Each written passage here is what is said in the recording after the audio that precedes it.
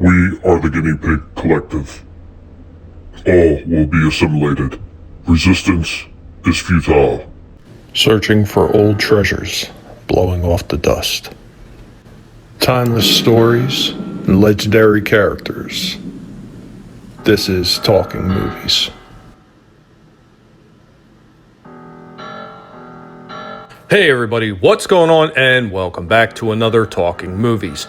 So on today's Talking Movies, today's feature film is based on the novel by Peter Benchley, with screenplay writing credits going to Peter Benchley and Carl Gottlieb, directed by Steven Spielberg. 1975's Jaws, starring Roy Scheider as Brody, Robert Shaw as Quint, Richard Dreyfuss as Hooper, Lorraine Gary as Ellen Brody, Murray Hamilton as Vaughn, Carl Gottlieb as Meadows, Jeffrey Kramer as Hendricks, and of course a whole host of supporting cast, including the mechanical menace named Bruce. Of course, this movie was based off the book by Peter Benchley, and for the adaptation, Spielberg wanted to stay with the novel's basic plot, but he discarded many of Benchley's subplots. Spielberg had pretty much declared that his favorite part of the book was the shark hunt on the last 120 pages. So when Spielberg accepted the job, he said, "I'd like to do the picture if I could change the first two acts and base the first two acts on original screenplay material, and then be very true to the book for the last part." So when the movie studio bought the rights to his novel, they promised Benchley that he could write the first draft of the screenplay. The intent was to make sure a script could be done despite an impending threat of a Writers Guild strike. Benchley, however, was not unionized, so this really didn't affect them very much when they made this deal. Overall, he wrote 3 drafts before the script was turned over to the other writers. Delivering his final version to Spielberg, he declared, "I'm written out on this, and that's the best I can do." Benchley would later describe his contribution to the finished film as the storyline and the ocean stuff. Basically, the mechanics. Given he didn't know how to put character texture into the screenplay quite the way someone like Spielberg could. And one of the changes that was removed was the novel's adulterous affair between Ellen Brody and Matt Hooper. Spielberg, of course, opted to remove this because he feared that it would actually compromise the camaraderie between the two characters on the Orca boat. And Benchley was actually giving a small role to play on screen as a reporter. Now, the original novel that Benchley had written was based on a story he read about sport fisherman Frank Mundus's capture of an enormous shark in 1964. And according to Gottlieb, Quint was loosely based on Mundus, whose book Sports Fishing for Sharks he read for research. Jaws was considered one of the greatest blockbusters to ever hit theaters. And the story goes as such. It's a hot summer on Amity Island, a small community whose main business is its beaches. When new Sheriff Martin Brody discovers the remains of a shark attack victim, his first inclination is to close the beaches to swimmers. This doesn't sit well with Mayor Larry Vaughn and several of the local businessmen. Brody backs down to his regret as that weekend a young boy is killed by the predator. The dead boy's mother puts out a bounty on the shark, and Amity is soon swamped with amateur hunters and fishermen hoping to cash in on a reward. A local fisherman with much experience hunting sharks, Quint, offers to hunt down the creature for a hefty fee. Soon, Quint, Brody, and Matt Hooper from the Oceanographic Institute are at sea hunting the great white shark. And Brody surmises after their first encounter with the creature, they're going to need a bigger boat.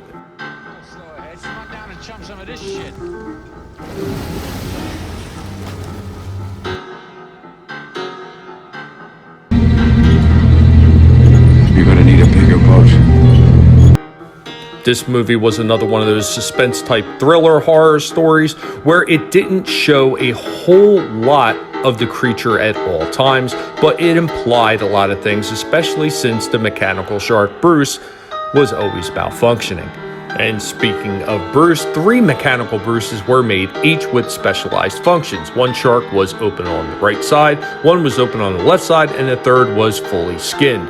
Each shark cost approximately $250,000. And when the shark was built, it was never tested in the water. When it was put in the water at Martha's Vineyard, it sank straight to the ocean floor. It took a team of divers to retrieve it. Now, the story of it never being tested in the water is actually only partially correct. It was never tested in salt water.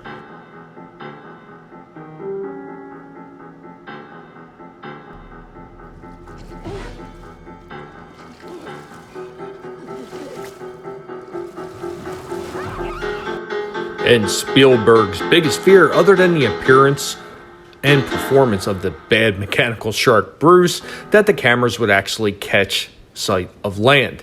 He wanted to impart a feeling of distance where the characters could not simply return to land for safety.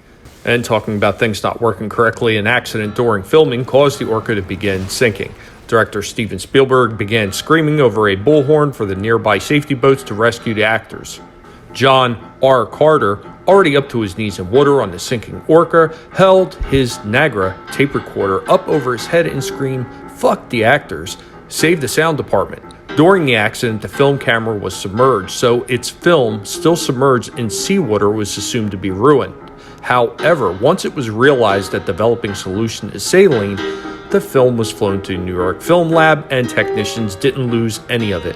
The accident is described starting at 1:30:07 in the making of Jaws on the 30th anniversary edition DVD. In the actual Jersey Beach attacks of 1916, which Brody and Hooper mentions in the film, the sequence of attacks is similar to that of the film. A swimmer in the turf, a dog, a boy, and the leg of a man in a tidal slow. Originally, Steven Spielberg wanted to cast Charlton Heston to play Brody. The first shark killed on the docks, which is supposed to be the man-eater in the movie, was actually a real shark killed in Florida since there was not a big enough one in Martha's Vineyard. According to Carl Gottlieb's The Jaws log, by the time it had been shipped to the set and prepared for filming, it was starting to decompose quite badly and the smell was appalling. As it was hung from its tail, its internal organs broke loose and piled up in the back of its throat, according to the discomfort of those forced to work in close proximity to it.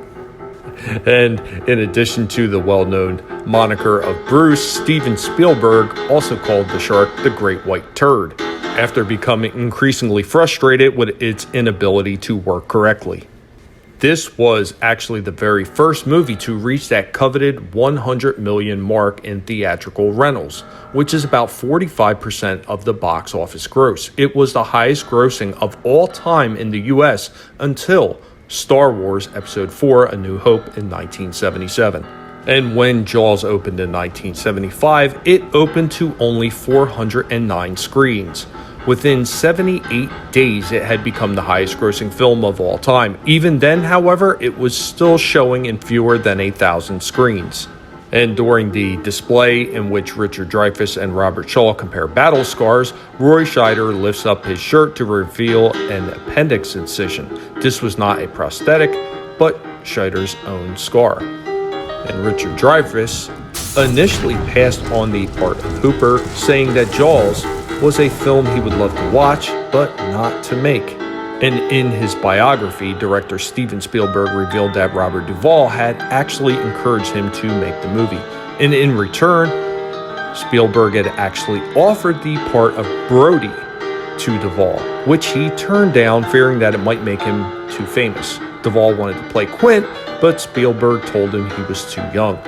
And when the shark attacks Hooper's cage, there's live footage of a real great white with a rope hanging from its mouth. The shark's mouth is clearly much smaller than the shark's mouth when it attacks the boat moments later.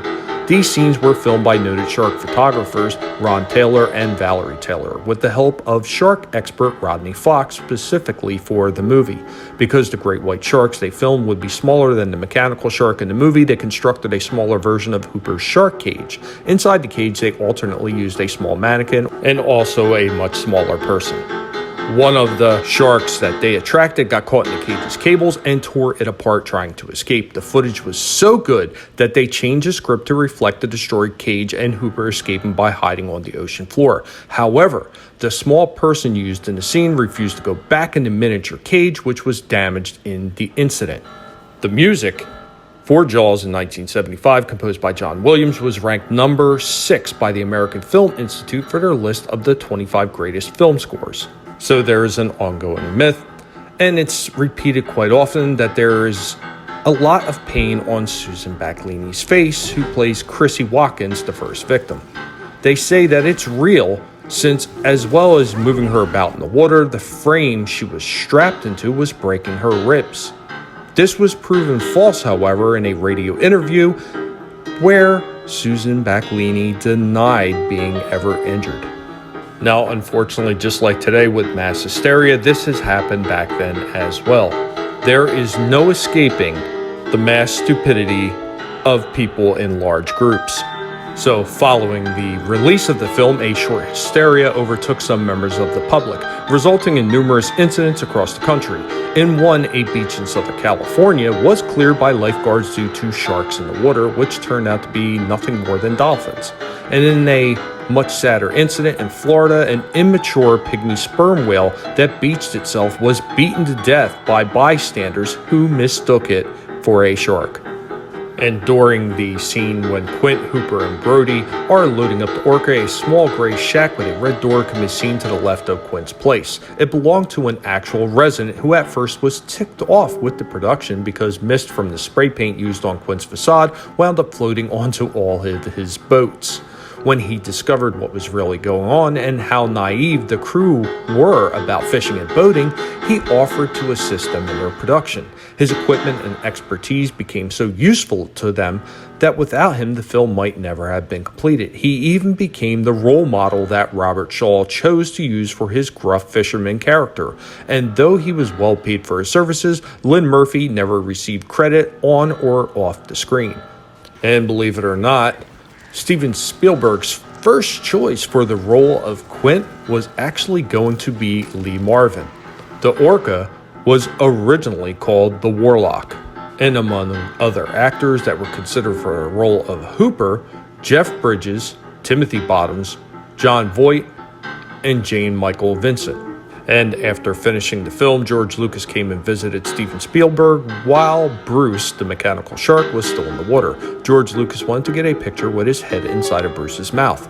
Lucas put his head inside Bruce's mouth, but Spielberg played a prank on Lucas by closing Bruce's mouth. The prank backfired, and Lucas ended up getting his head stuck inside Bruce's mouth, and it took nearly 3 hours to set Lucas free. And at one time, believe it or not, Gene Hackman was considered for the role of Martin Brody.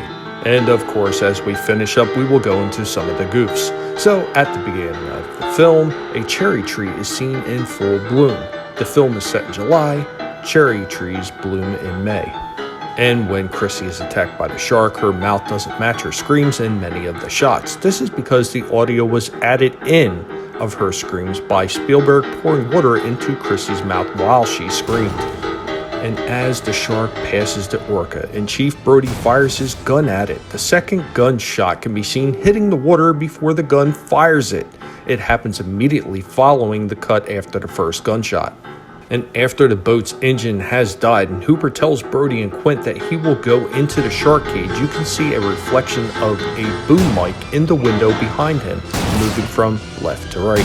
And as we round this out, one of the silliest is when Brody is making a mayday call on the Orca. He places the mouthpiece to his ear.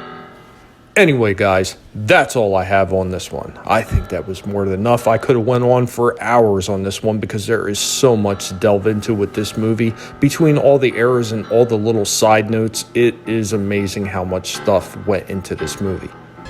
Anyway, guys, do you remember this movie? Have you seen this movie? Are you planning to see this movie? And if you haven't seen it, why not? Let me know what you think in the comments down below.